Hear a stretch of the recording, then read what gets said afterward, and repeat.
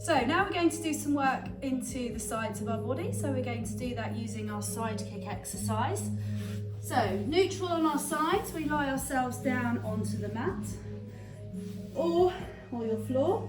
You want to try and make sure your body is in alignment from your shoulders through to your hips, through to your knees, down to your ankles. Keep one hand nicely on the floor in front of you. Pull in through that belly button. Slowly lift both legs up from the floor. Hopefully take that supporting hand away and beautifully balance on your side. No weight through the supporting hand here. No pressure into the neck or shoulders. To challenge your balance, the top leg could move up and down towards the ceiling.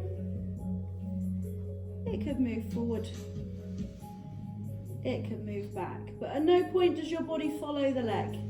The body stays beautifully still and stable. And you challenge your balance. You can hold for as many breaths as you feel you'd like to. The bigger you make your movement, the bigger the challenge. Whew.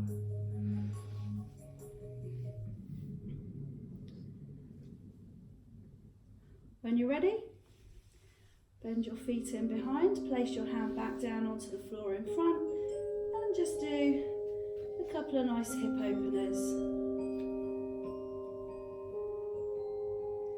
Might be doing a little bit more sitting than you usually do in your day-to-day activities.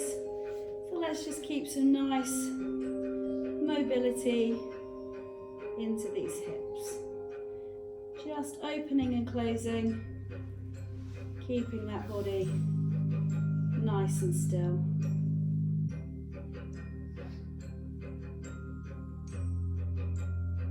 And when you're done, we're going to gently roll over onto our backs and hug our knees up towards our chest.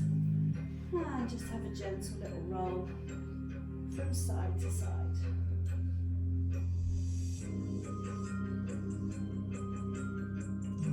We of course will be doing the other side, but before we get there, we're going to do some nice mobility and strength through the back and into the legs now by doing our shoulder bridge exercise.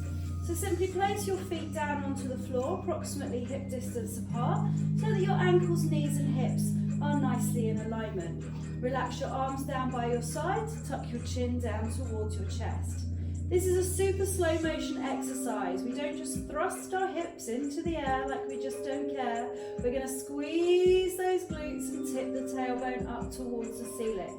Imagine each and every vertebrae through your spinal column and try and raise them one at a time up from the floor.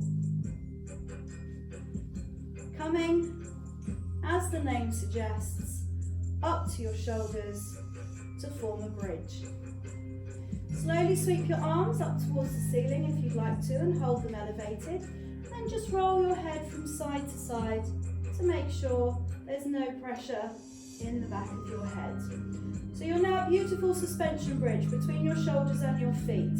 You need this spinal support from the core connection, so keep those belly buttons nicely pulled in. The challenge then comes by either peeling one heel at a time up off the floor, making sure there's no dip, tip or sway through your bridge. You can then of course take a leg off the floor, place it back down, and then do the same on the other side. But if at any point your bridge drops or wobbles, you just need to tone it down. And then when you're ready, relax the arms back down to the mat, refocusing on your vertebrae. Ease them one at a time, back, down to the mat. I suggest you do that 2 to 3 times, so please feel free to press pause to carry those exercises out. And then gently, when you're ready, hug those knees back in towards the chest.